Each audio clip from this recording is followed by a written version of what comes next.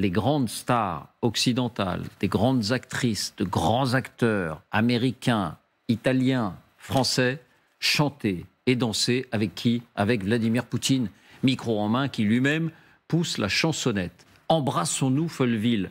Voilà quelle était l'ambiance de cette soirée il y a quelques années seulement.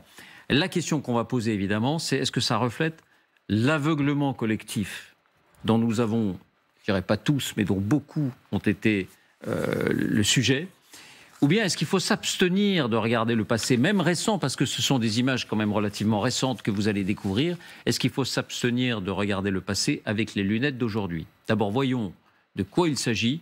Et je vous le dis, ouvrez bien grand vos yeux, parce que ça surprend. Ces images viennent de ressurgir, comme c'est souvent le cas avec les réseaux sociaux. À l'occasion d'un événement, les images refont surface.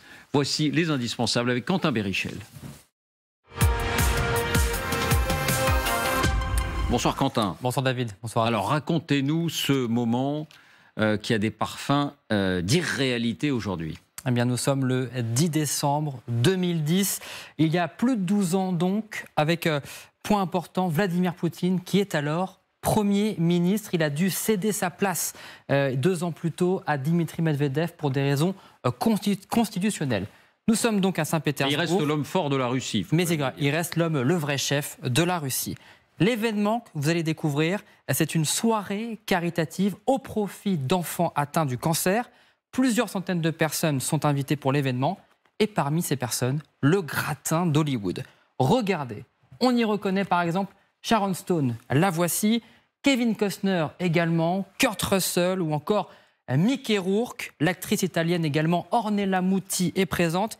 Il y a également des stars françaises, Alain Delon, Vincent Cassel ou encore Monica Bellucci, avec bien sûr également Gérard Depardieu.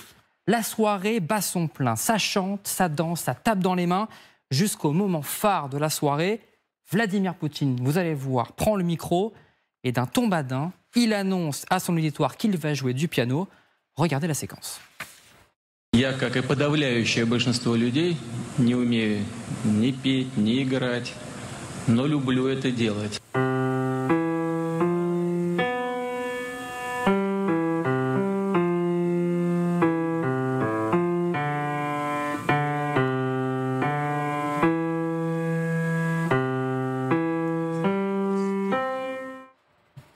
Et dans la foulée, Vladimir Poutine enchaîne en poussant la chansonnette. La musique démarre, ce sera Blueberry Hill de Fats Domino.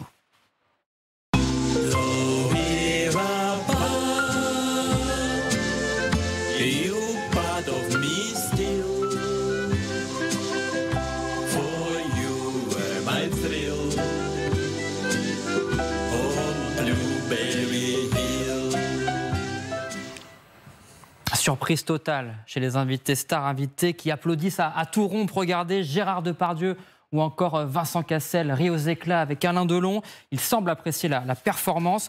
Kurt Russell et les autres se fendent même d'une danse. Sharon Stone, vous allez le voir, adresse même un V, le V de Vladimir Poutine. Puis les voilà tous invités sur la scène, entourant l'homme fort de la Russie pour une belle photo de famille.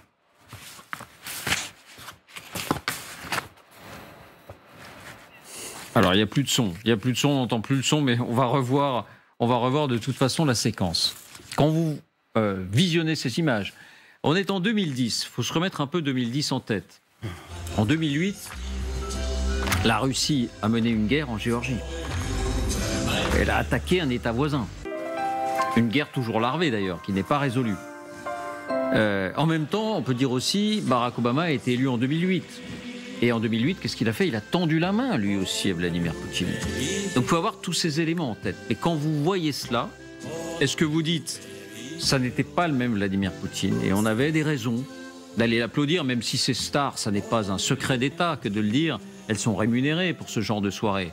Enfin, si elles étaient rémunérées, est-ce qu'elles seraient allées voir n'importe quel dictateur? Sans doute pas.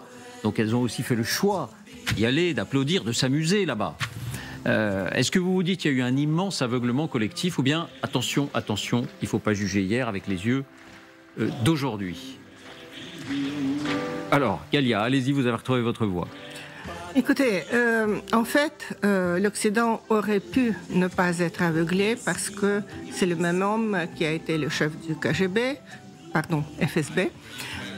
C'est le même homme qui a mené une guerre extrêmement sanglante en Tchétchénie en exterminant à peu près 10% de la population tchétchène.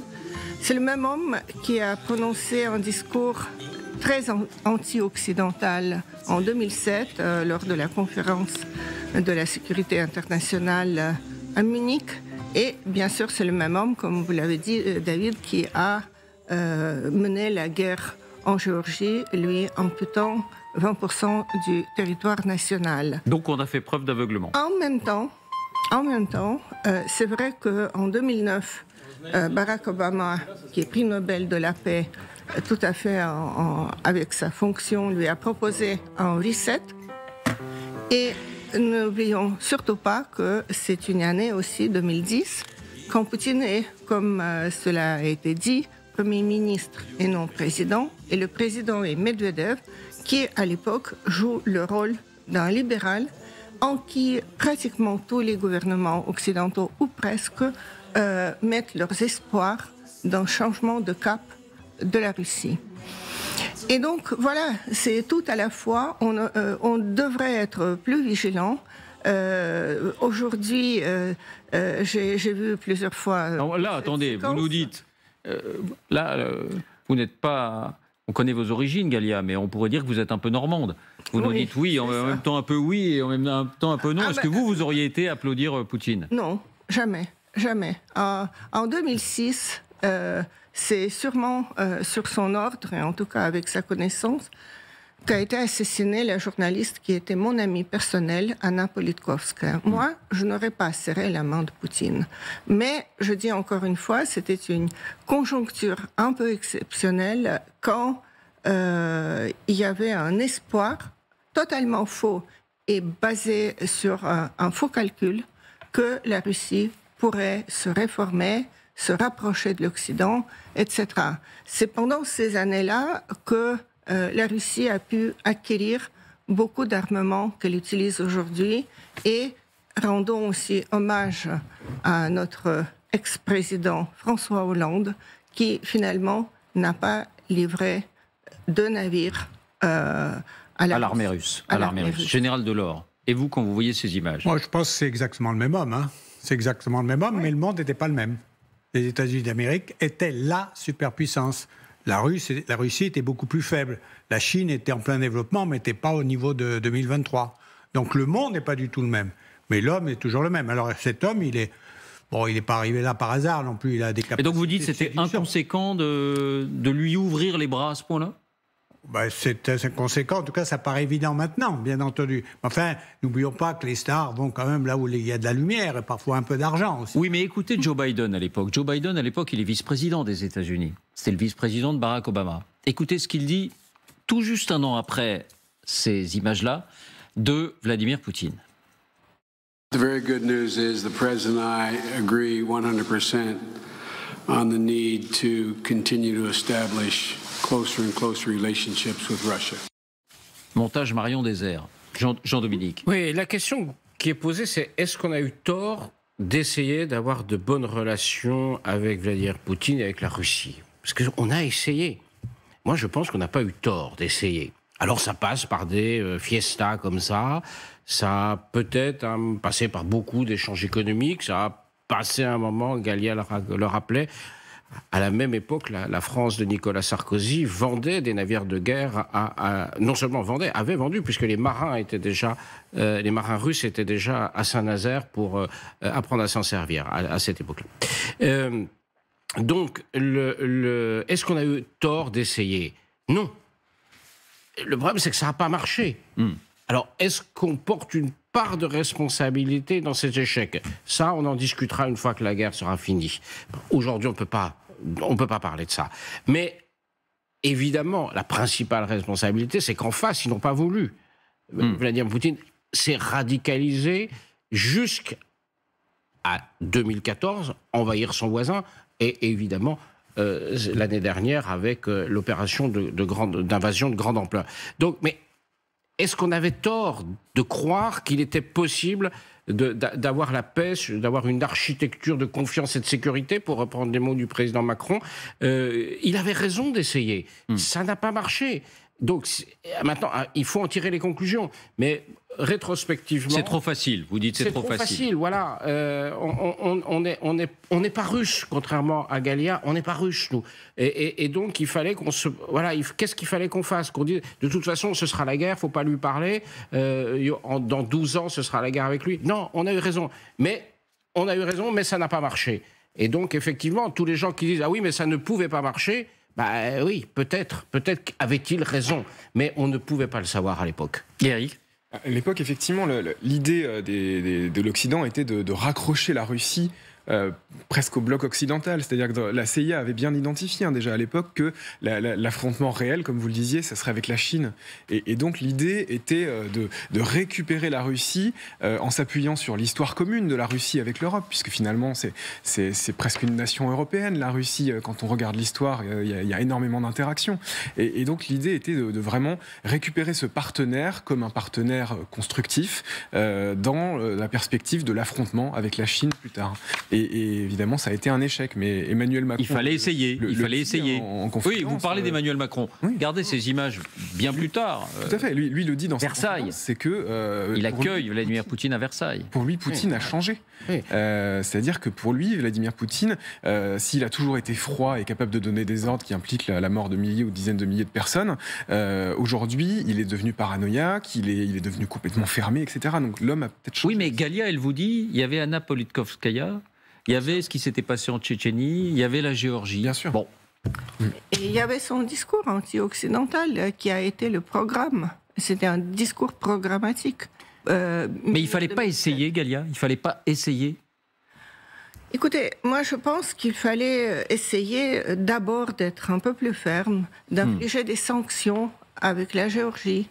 Peut-être il fallait aussi être plus ferme en tout début des années 2000, même si la Tchétchénie était l'affaire intérieure de la Russie, parce que c'est une république autonome qui n'a pas droit à se séparer en vertu de la constitution russe. On aurait quand même pu infliger, je ne sais pas, des restrictions quelconques, faire quelque chose, parce que ce qui se passe aujourd'hui en Ukraine, avec la destruction des villes, avec la torture, avec les viols, avec le pillage, les meurtres de civils, etc., tout cela, la matrice de ces guerres, c'est la Tchétchénie.